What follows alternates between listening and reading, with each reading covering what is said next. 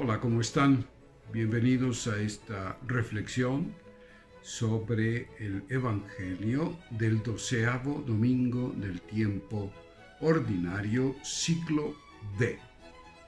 Proclamo primero el texto y después compartimos una breve reflexión.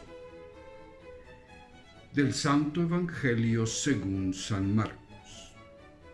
Un día, al atardecer, Jesús dijo a sus discípulos: «Vamos a la otra orilla del lago». Entonces los discípulos despidieron a la gente y condujeron a Jesús en la misma barca en que estaba. Iban, además, otras barcas.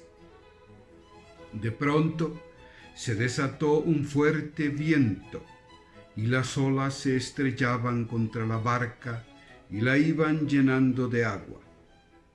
Jesús dormía en la popa, reclinado sobre un cojín. Lo despertaron y le dijeron: «Maestro, ¿no te importa que nos hundamos?».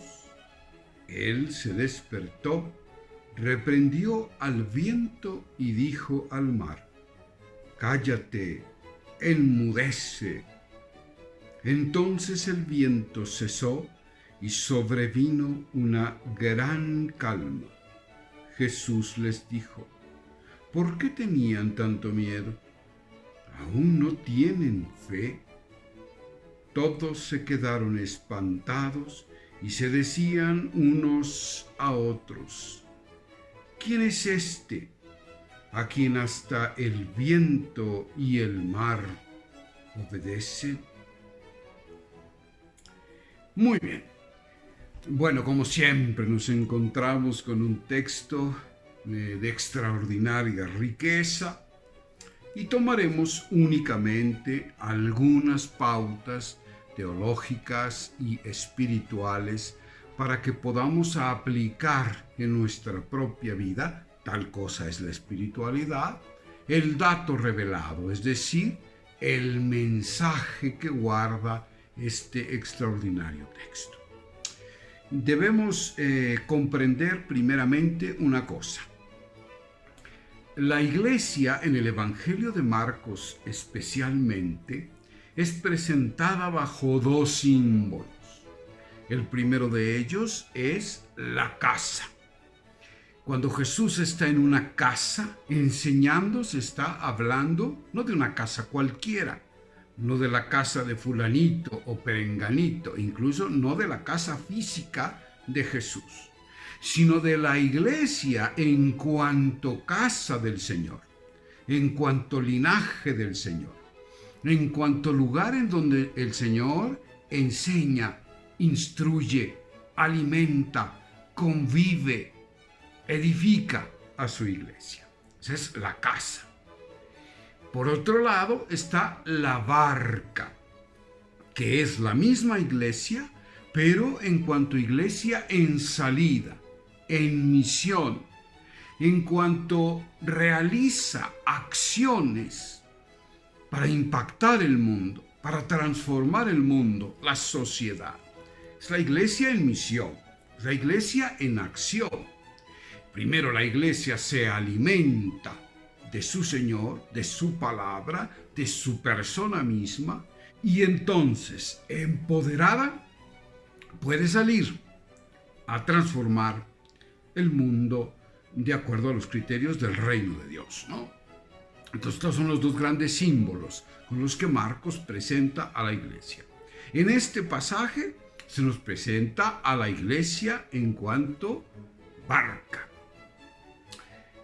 Dice Jesús a sus discípulos en el texto, ¿no? Vamos a la otra orilla del lago. ¿Cuál es la otra orilla? La otra orilla es el lugar en donde se encuentran los seres humanos que necesitan recibir la buena noticia de la salvación, del reino, de la libertad, de la era del Mesías, que libera, que empodera, que ayuda al hombre a lograr su plena realización. Eso ha llegado ya con Jesús. Y la misión de la iglesia es comunicar a los hombres esa realidad que ya está presente en la persona misma de Jesús.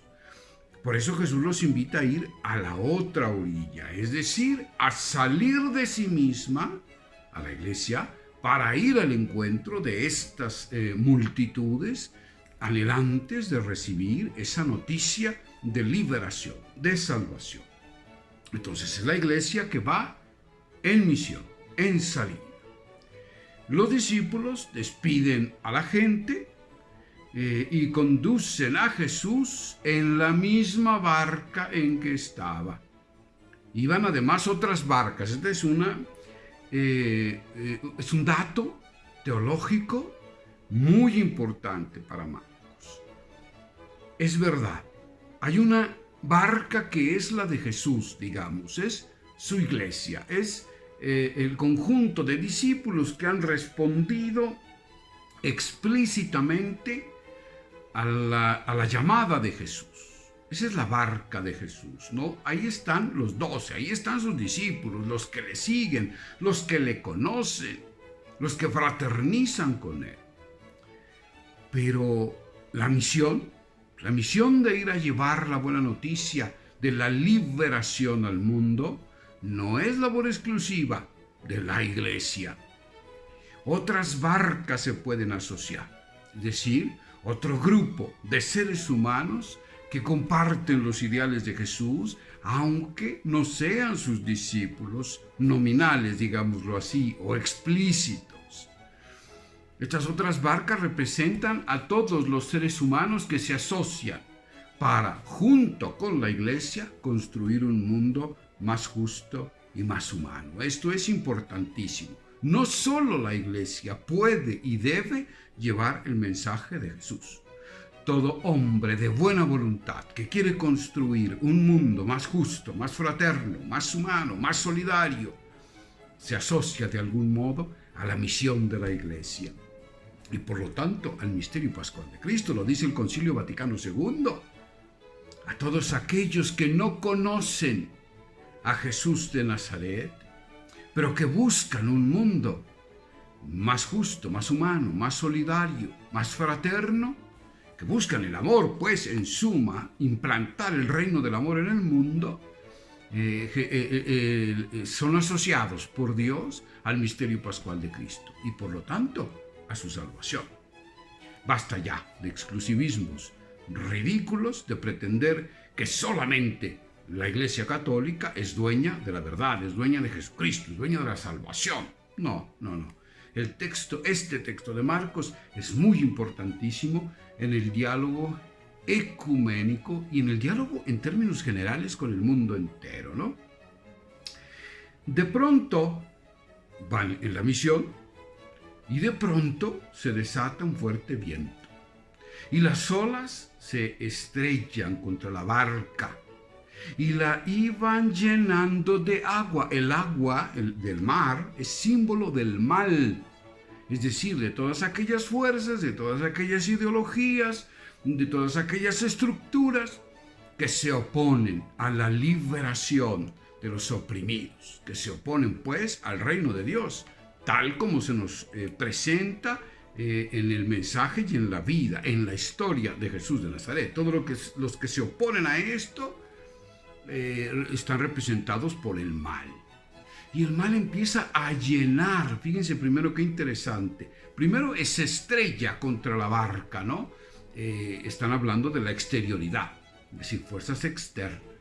Pero después esa agua empieza a inundar la barca, se empieza a meter en la barca. Es decir, ese mal, esas fuerzas opositoras, se empiezan a infiltrar en el interior de la iglesia. Esta es una realidad que se presenta a lo largo de toda la historia de la iglesia. Los enemigos del reino no solo están fuera, los enemigos del reino también están dentro, porque hay miembros de la iglesia que empiezan a coquetear, empiezan a asumir en su propia vida, quizás sin darse cuenta o quizás dándose cuenta, empiezan a asumir criterios, valores, principios que no tienen que ver nada con los de Jesús de Nazaret, con los del reino de Dios. Y entonces, claro, cuando esto sucede, la barca empieza a hundirse y la iglesia se llena de miedo y parece que Jesús está dormido. ¿Verdad que sí? Esa es la experiencia que hace la iglesia muchas veces. Cuando su fe, es decir, cuando su adhesión total a Jesús de Nazaret se tambalea, cuando empieza a prestar el oído a otras palabras que no son las de Jesús. Bueno, Jesús es la palabra, ¿no? Bueno, pues cuando la iglesia empieza a escuchar otras palabras que no son la palabra, entonces se llena de miedo, porque su fe pues se tambalea. Ya no hay tal fe, de hecho, ¿no? O sea, la fe es adhesión existencial, totalizadora a Jesús. Cuando esto no existe, la iglesia empieza a hacer agua, se empieza a inundar, está a punto de ser destruida, de naufragar. Pero le queda una esperanza a la iglesia y entonces lanza un grito: Maestro Jesús, despierta, que no te das cuenta que estamos a punto de perecer. Y este Jesús que parece estar dormido, entonces despierta ante el clamor de su iglesia. La iglesia misma hace esta experiencia. Cuando la iglesia clama a su Señor, siempre encuentra una respuesta oportuna, una respuesta salvífica. Y entonces Jesús le dice a estos poderes, a estas ideologías que están haciendo naufragar a la iglesia: enmudezcan, callen. ¿Por qué les dice callen? Porque son palabras que se nos ofrece. Siempre las ideologías se traducen en palabras. Tienen un lenguaje que nos quiere seducir, ¿no? Por eso Jesús las calla, las enmudece. Cuando colocamos a quien es la palabra de Dios, a Jesús de Nazaret, en el centro de la vida, como nuestro Salvador, toda otra palabra, toda otra ideología alienante, opresora, esclavizante, destructora, disgregadora del hombre, enmudece. Todos se quedaron maravillados, asombrados, espantados, ¿no? Y se dicen unos a otros, ante este poder que tiene Jesús, la palabra, sobre estas ideologías que parecen seductoras, que parecen poderosas, que parecen incluso amenazantes de la propia vida. Y ante este poder que se manifiesta de Jesús, que las enmudece, el hombre se maravilla, ¿no? Y se dicen unos a otros: ¿quién es este a quien hasta el viento y el mar obedece? Y queda el interrogante. Ahí termina el texto. Y termina de una manera extraordinaria, ¿no? Con un cuestionamiento, con una invitación a que nosotros como lectores nos cuestionemos. ¿Quién es este que tiene poder para hacer callar la tempestad, el viento, para dominar las aguas? ¿Quién es este? ¿Y qué voy a hacer yo con este que se me presenta? Voy a adherirme a él con todas mis fuerzas. Voy a convertirlo en el centro de mi vida, en el Kyrios, en el Señor de mi vida. O voy a seguir lleno de miedo, azotado por las fuerzas que parecen destruirme, incapaz de erigirme como un hombre libre de todo miedo y capaz de transformar el mundo. Me dio un gusto enorme compartir con ustedes esta reflexión. Espero les haya sido de utilidad. Nos vemos muy pronto en una próxima reflexión. Cuídense mucho. Hasta pronto.